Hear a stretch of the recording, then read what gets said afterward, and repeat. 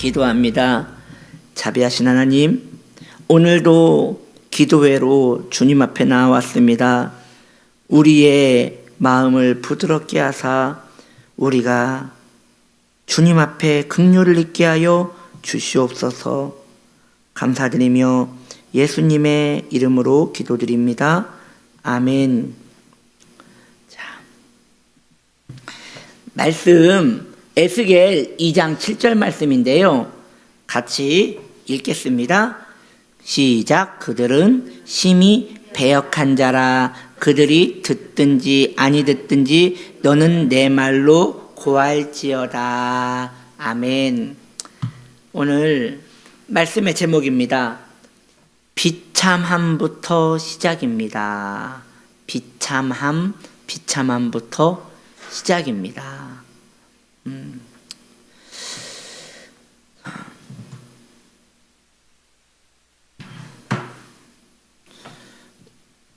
우리가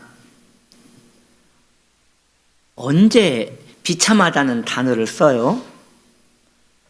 한번 이런 단어에 정리를 해보는 게 좋습니다.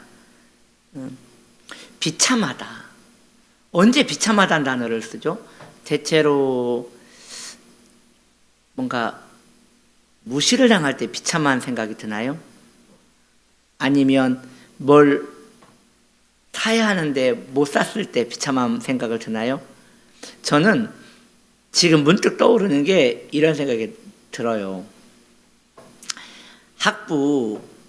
신학생 학부 때, 그때 1학년이었었던 것 같아요. 1학년이었을 것 같아요. 신학교에 매점이 있었거든요.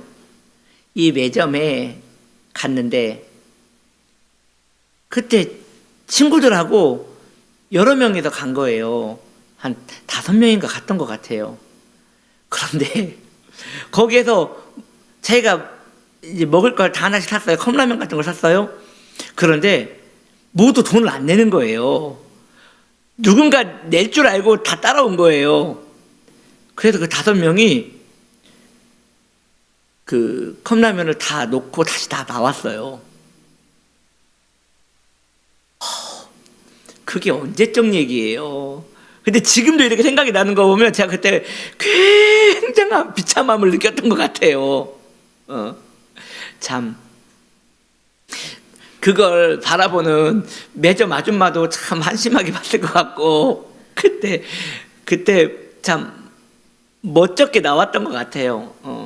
그 당시에는 그게 일상이었기 때문에 뭐 없는데 어떻게 해요. 그게 일상이었기 때문에 비참함조차도 못 느꼈던 것 같은데 지금 이렇게 문득문득 떠오르는 걸 보면 그 당시에는 이런 비참한 마음마저도 이렇게 눌렀던 것 같아요. 누르고 그냥 뭐 다 그런 거 아니겠나 하고 넘어갔는데 좀 점점 이제 마음이 열리면서 시간이 지날수록 이런 게 생각이 나면서 그때로 돌아갈 수 있었으면 그냥 그때는 또 카드도 없잖아요. 참 지금 내가 갔으면 내가 그 매점을 다 털어올 텐데 이런 생각을 해봅니다. 오늘 본문 말씀은 이렇습니다. 하나님께서 말씀하시기를 하나님을 알지 못하는 자는 비참함, 그 패역한 자라는 거예요. 하나님을 알지 못하는 자는 패역한 자라. 근데 본인은 그걸 모르는 거죠. 자신이 얼마나 지금 패역하고 비참한 존재인지를 모르는 거죠. 성도가 비참함을 느끼면서부터 그 신앙은 시작되는 겁니다. 그래서 신앙의 시작은 하나님이 나를 이렇게 사랑하셔. 하나님께서 나를 이렇게 기뻐하셔. 하나님께 나에게 복을 주셨어. 이것이 신앙의 시작이면 안 돼요. 그것은 시작이 잘못된 거예요. 신앙의 시작은 나는 이렇게 비참한 사람입니다 라는 내 고백이 실제로 내 안에 일어나야지 그때부터 신앙은 거기서부터 시작되는 거예요. 인간은 죄가 낳은 존재입니다.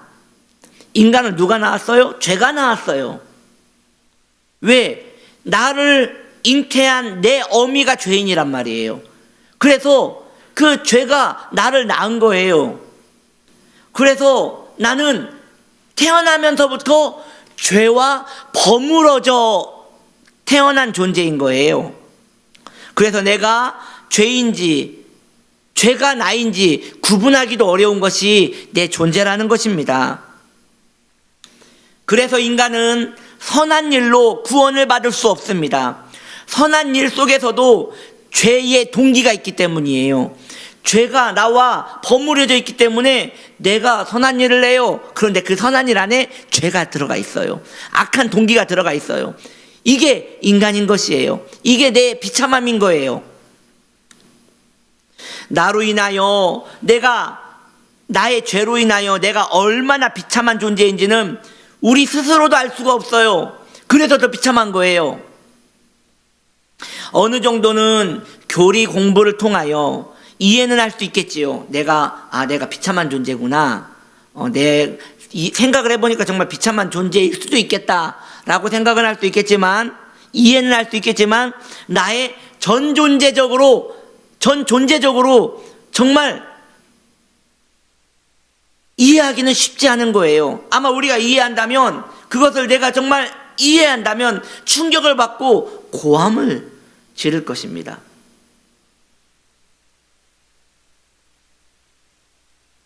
이런 조나단 에드워드 목사님은 인간의 비참함에 대해서 이렇게 설명을 하신 적이 있어요. 하나님께서 인간을 얼마나 추악하게 생각하느냐. 변기통에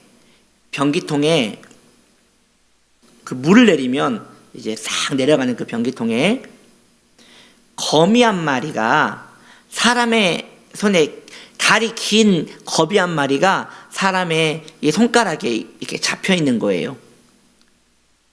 하나님께서 인간을 구원하신다는 것이 이렇다는 거예요. 잡고 있는 것이 너무 끔찍하다는 것이죠. 우리가 우리 자신의 상태를 모르기 때문에 지금 내가 존귀하다느니, 내가 사랑스럽다느니, 내가 귀하다느니 이런 생각을 하지만, 사실 실제로는 긴 다리 거미 한 마리가, 그 얼룩얼룩한 그 징그러운 거미 한 마리가 사람의 손에 붙들려서 죽지 않으려고 바둥바둥 떠는데, 이걸 놓는 순간 변기통에 떨어져 그냥 물을 내리며 없어져 버리는 그런 존재가 바로 인간이라는 것이에요. 이걸 잡고 있는 그 상태가 주님의 자비하심이라는 것이죠. 이게 우리의 모습이에요. 정말 이러한 비유는 묵상하고 묵상을 해야 하는 것이에요. 지금 너무 과하게 표현한 게 아니라 딱 우리의 모습인 거예요. 우리의 상태에 대해서 정확히 설명을 한 것이에요.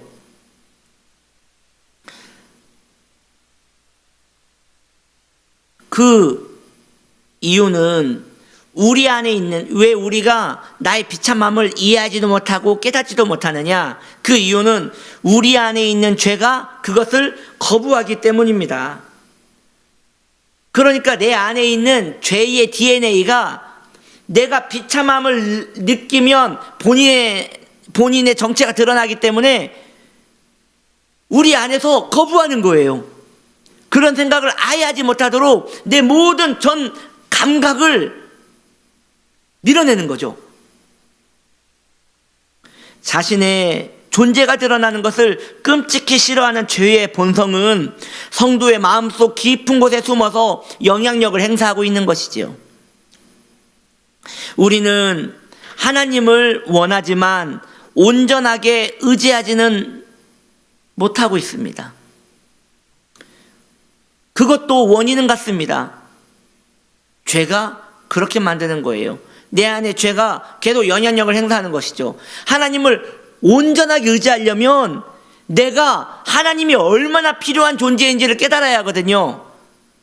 그러면 내가 너무 비참한 존재이기 때문에 하나님 없으면 안 된다는 것을 안단 말이죠. 붙들린 거미가 이 손을 놓으면 나는 큰일 날 텐데라는 것을 알면 그 거미는 이 붙들린 손에 목숨을 걸지 않겠어요?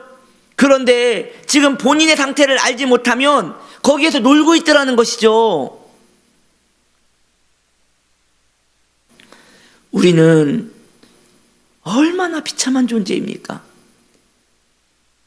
하나님을 반역하는 죄가, 하나님을 반역하는 그 죄가, 하나님에 대한 적의를 품고 있는 그 죄가 우리와 함께 살고 있습니다. 하나님이라면 이를 갈고 있는 존재가 있는데 그게 죄거든요. 하나님을 만나기만 하면 칼로 쑤셔 죽이겠다고 칼을 갈고 있는 게 그게 죄거든요. 그 죄가 내 안에 살고 있다니까요. 내가 데리고 살고 있다니까요. 나는 원치 않아도 그 죄의 존재가 내 피부, 내 혈액, 내 모든 영혼의 구석구석마다 마블링 마냥 껴있다는 것이죠.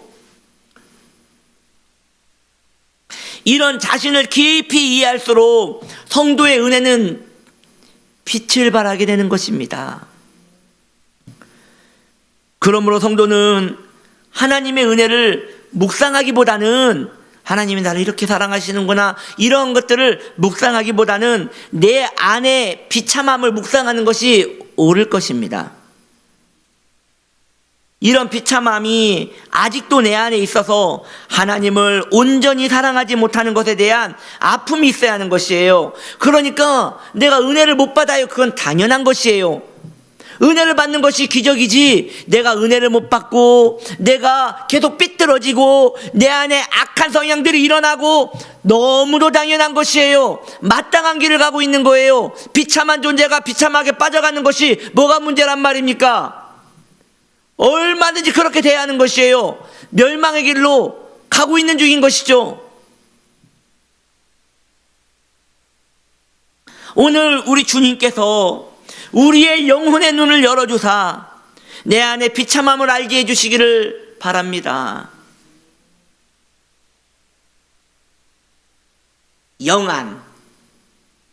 영안이라 함은 신령한 것을 보는 눈이죠. 영안은, 제가 생각할 때 영안은 천사를 보고 예수님의 영광을 보고 이런 것이 영안이 아닙니다. 내 속에 비참함이 보였다면 그것은 최고로 쳐줄 수 있는 비참함일 것입니다. 내 안에 있는 그 역겹고 주님을 향한 칼을 갈고 있는 그 원수 같은 죄가 내 안에 같이 살고 있고 그것을 내가 보호하고 있는 내 모습을 볼 때 고함을 지르면서 아파할 수 있는 그 시각, 이런 시력이 열린 사람은 복된 것이죠.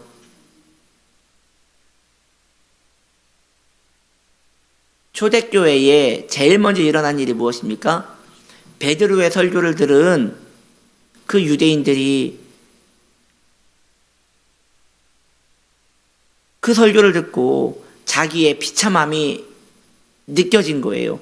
자기의 비참함이 보여진 거예요. 그러니까 그 사람들이 고함을 지르면서 나는 어떻게 하나, 이제 나는 어찌할꼬 하고 비명을 질렀다고 성경은 말하고 있습니다. 그게 시작입니다. 그게 우리의 기초가 되지 않으면 우리의 신앙은 그저 무너져 버리는 거예요. 왜냐하면 시작부터 잘못됐으니까요. 기적이라 함은 병이 낫고 홍해가 갈라지는 것을 기적이라고 하죠. 초자연적인 거 말이죠. 그러나 제가 생각하는 것은 다릅니다. 이토록 비참한 내가 구원에 대하여 꿈꿀 수 있다는 게 기적입니다. 이러한 영안과 기적이 우리 안에 깊이 사모가 되기를 예수님의 이름으로 축복합니다. 이제 우리 기도합시다. 기도할 때 주님, 말씀처럼, 오늘 말씀처럼 내 안에 그 비참함이 정말 머리로 하는 것이 아니라 진짜 보여지기를. 아, 내가 이런 사람이구나. 그래서 난 정말 주님이 필요한 사람이구나. 그래서 주님을 실제로 의지할 수 있도록 그렇게 하나님의 도움을 구하였으면 좋겠습니다. 기도하겠습니다. 하나님 아버지, 우리의 눈과 우리의 영안을 여사 우리가 나의 비참함을 깨달아 알아 하나님 없으면 못 사는 사람 되게 하여 주옵소서. 예수님의 이름으로 기도드립니다. 아멘.